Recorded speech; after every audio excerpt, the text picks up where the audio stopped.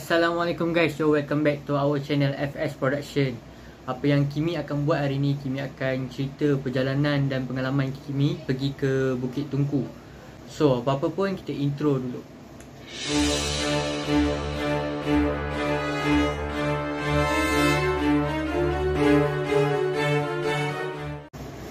Okay guys, first perjalanan Kimi pergi ke Bukit Tungku melalui Hafifi. Okay, first Hafifi dia try cari idea untuk buat explore. Masa tu kita orang ingatkan YouTube ni, kita buat YouTube ni, kita nak keluarkan just short film, dan kita just nak keluarkan komedi, konten macam ni, vlog, macam podcast. But kita orang tak terfikir untuk buat paranormal atau explore. Masa tu Fifi Irfan, iaitu Fifi, dia kaji explore. Masa tu kita orang terpengaruh pada YouTuber yang buat explore lah, yang buat paranormal. So kita orang pun search. Dan sekali dapat, kita orang pergi ke Bukit Tungku. Masa tu memang kita nak plan. Kita orang plan. First macam tak nak pergi. First memang tak nak pergi. Tapi lepas daripada kita orang tengok tempat tu, macam tak adalah bahaya sangat kan. Tak ada bahaya sangat. So kita orang prepare pukul 4.30 petang. 4.30 petang tu kita orang kumpul dekat kedai mamak. Masa tu ada Razi Syam, Ali Fitri, Hafifi Irfan. Masa tu kita orang berempat Kita orang berempat pergi. Ayah saya dia ada kawan yang bawa teksi. Jadi kita orang tumpang dia, kita orang contact. Kita orang try contact. Kita orang naik teksi. Masa tu kita memang pergi naik teksi lah. Nak diikutkan kat situ memang tak ada tempat, memang tak ada Grab ataupun taksi mana-mana hantar. So kita orang try hubungi dia, dan kita orang pergi ke Bukit Tungku tu sendiri. Masa tu kita orang ingatkan pukul 6 tu dah sampai, but kita orang sesat. Kalau korang boleh tengok dekat dalam flashback balik, masa ni memang kita orang sesat. Kita orang tak tahu nak pergi mana. Kita orang tak tahu rumah tu kat mana. But bila kita orang research balik, kita orang research dalam perjalanan tu kita orang boleh research. Kita orang tengok dekat dalam map tu, rumah tu betul-betul belakang Tugu Negara. Tugu Negara. Dan kita orang follow belakang Tugu Negara tu, kita ada nampak macam satu pagar. Dia macam gate tau. Gate yang macam orang selalu bina-bina bangunan tu, yang tutup jalan tu. Dia warna hijau. Gate tu kita orang nampak. Dan kita macam nampak ada rumah usang kat atas tu. Rupa-rupanya kat situ rumah dia. First kita nak buat rumah lain, bukannya Bukit Tungku tu. But kita dah jumpa, kita orang buat lah kat situ. Pada pukul 7 petang, Kimi, Alif Fitri dan juga Razi Syam, Hafifi Irfan. Masa tu Kimi gaduh dengan Fifi. Sebab gaduh pasal apa tak tahu itu. Kimi memang bermasam muka, tak cakap apa. Satu hari tak cakap dengan dia. Cakap pasal kerja je. Then kita orang pun sampai dekat tempat, kita orang pun sampai dekat rumah tu, kita orang pun sampai dekat banglo tu pada pukul 7.30 petang. Masa tu kita orang baru lepas solat maghrib. Lepas maghrib kita masuk kat banglo Bukit Tungku tu. Dia macam ni tau, dia macam preparation dia nak buat pukul 6 tu memang nak explore dekat dalam tu, explore bukan paranormal. Baik, kita sampai lambat sebab sesat. Kita orang pergi dekat dalam banglo tu dalam pukul 7.30. 7.30 tu kita orang rehat sampai pukul 8. Pukul 8 tu kita orang tunggu pagi. Masa kita orang borak-borak dalam kereta dan teksi, kita orang borak-borak. Cakap dengan orang teksi tu tunggu kat sini sampai kita orang keluar. Situ. Sebab pukul 4 pagi, bayangkan, memang tak ada teksi, memang tak ada apa-apa. Kalau kita orang call teksi pun takkan datang. Takkan ada teksi ataupun Grab lalu dekat situ. Okay, pada pukul 3 pagi kita masuk kat tempat tu. Memang mulut memang tak boleh cover. Memang rasa takut tu ada, tapi rasa macam kita rasa takut tambah macam berani. Buat macam tu.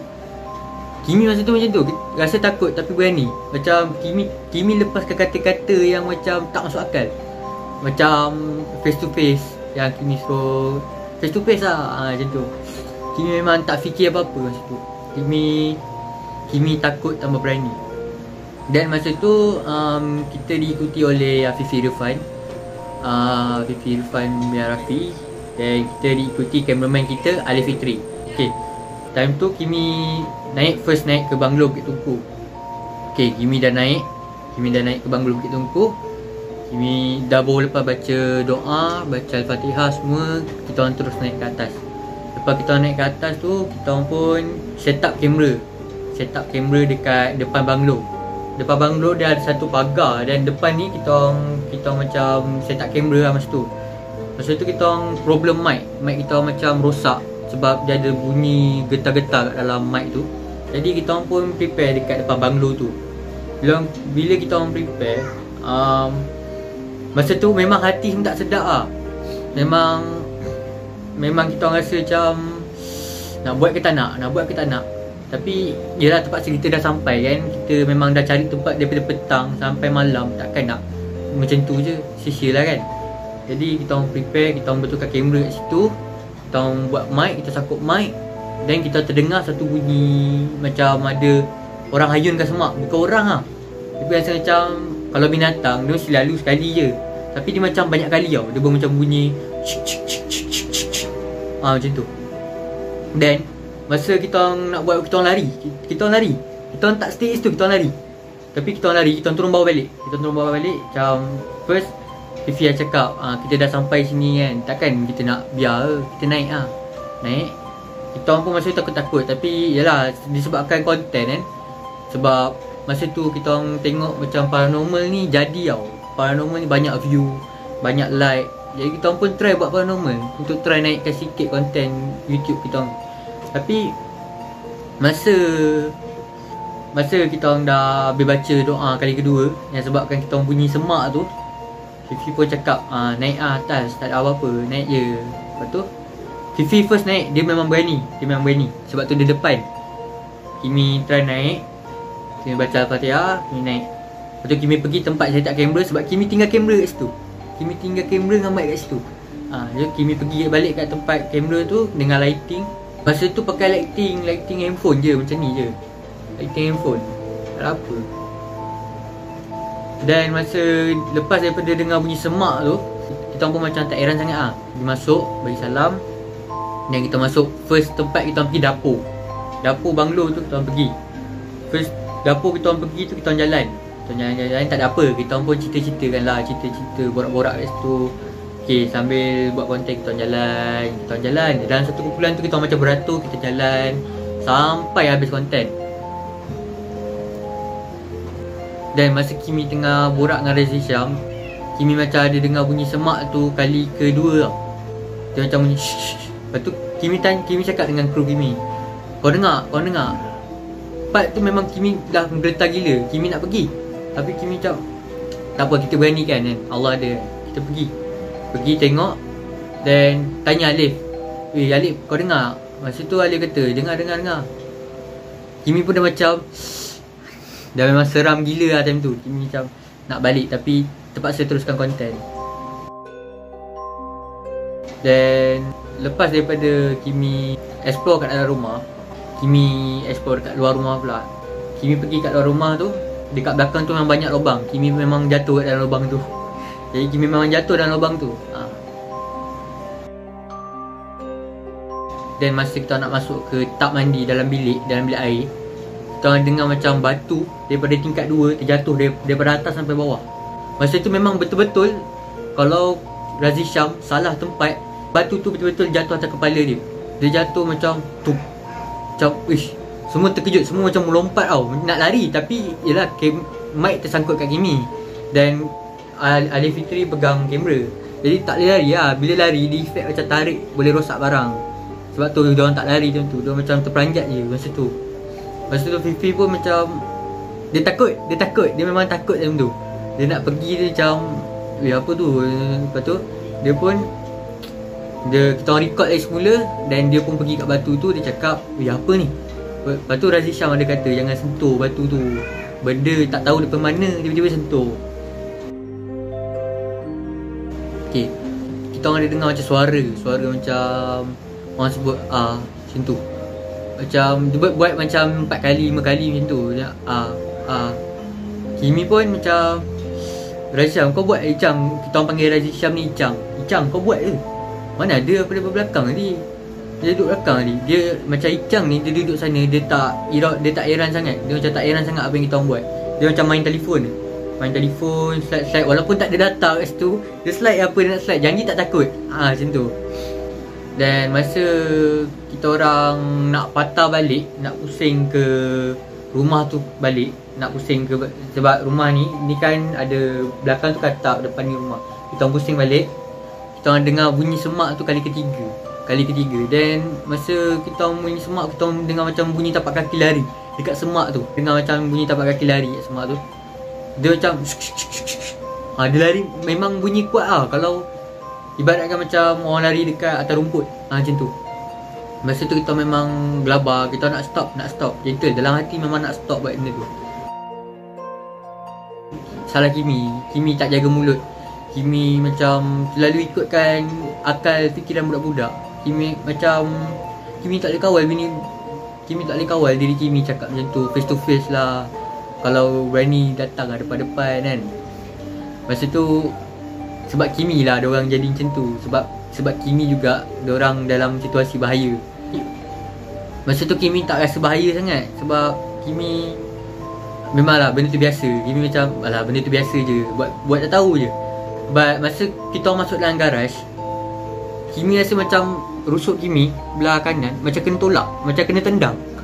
Macam kena rusuk Kimi belah kanan, macam kena tendang tau. Macam kena tendang, kuat betul. Kimi rasa macam, sakit betul. Kimi baring, Kimi tak aman. Dan Kimi rasa masa tu memang dah bahaya sangat Benda tu memang dah bahaya sangat. Kimi pun cakap dengan kawan-kawan, jom balik. Dah apa ni, takut kan benda lain jadi. Masa tu memang rasa menggeletar sangat. Kita orang pun lepas Kimi jatuh tu balik ada kesan lebam kat belakang Kimi. Ada kesan lebam macam merah-merah, macam ada benda cakar, macam ada benda gores. Dan perjalanan balik tu, pakcik tu ada lagi kat bawah. Pakcik yang bawa teksi tu ada lagi kat bawah. Kita orang pun lari terus buka pintu terus masuk. Kita orang tak cakap apa.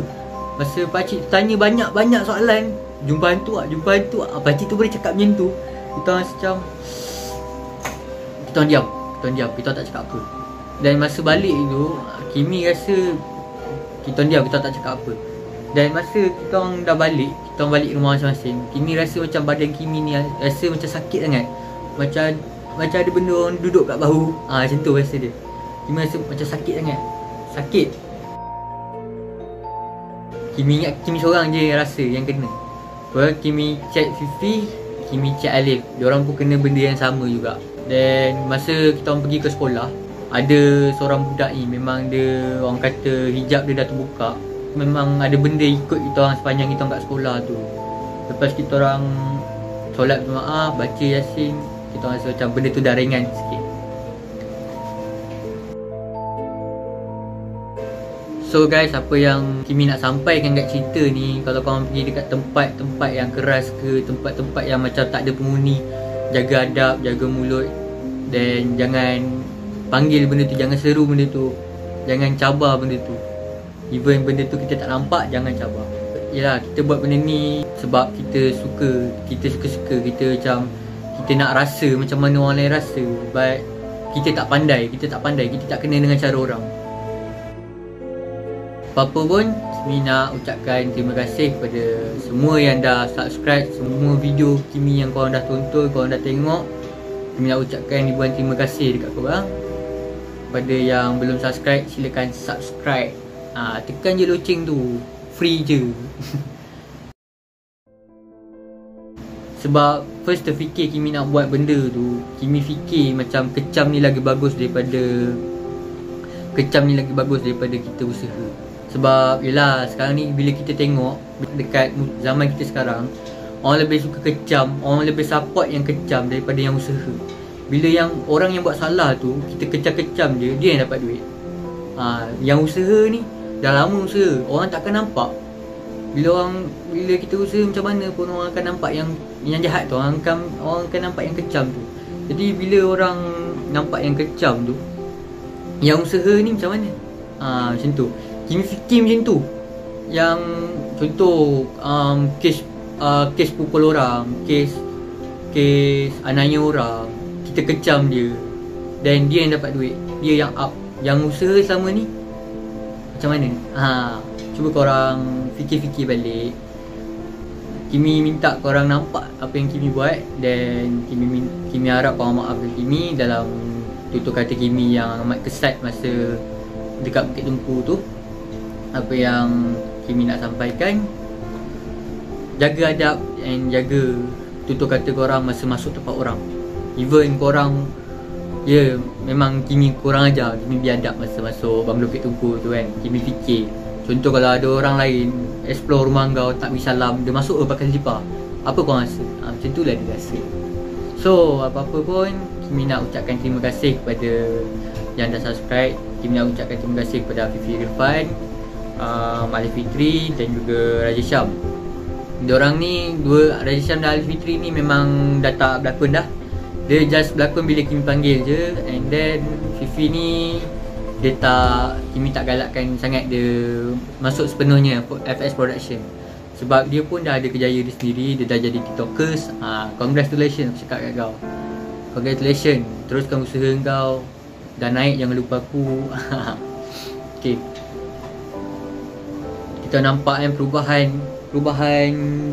Kita nampak perubahan dulu dengan sekarang. Dulu memang cikai-cikai. Dulu memang orang kata tak ada semangat nak buat. Kimi buat YouTube ni pun bukannya sebab Kimi nak kejar populariti.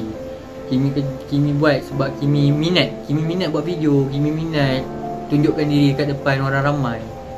Sebab tu Kimi buat YouTube ni. Dan Kimi nak cakap, support lah Kimi. Even korang kata benda tu tak menarik, korang boleh komen kat situ. Korang cakap okay, video ni ada kekurangan, ada kelebihan. Itu yang membuatkan Kimi boleh lagi semangat nak buat video baru. Dan jangan lupa subscribe, itu yang penting. Itu yang membuatkan Kimi lebih semangat nak keluarkan video baru.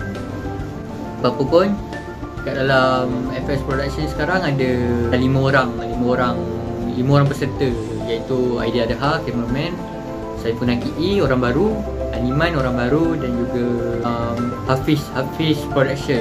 Korang boleh subscribe channel dia dekat sini. Apa-apa pun, ingat pesan aku, ingat pesan Kimi, dan ingat pesan saya. Kalau masuk tempat orang, jaga adab, jaga mulut, jaga tutur kata. Jangan cabar, jangan sekali cabar. Faham? Okay, sampai situ je lah konten Kimi pada hari ini. Yang mana dah subscribe, Kimi ucapkan ribuan terima kasih. Dan yang mana yang dah like, Kimi ucapkan ribuan terima kasih.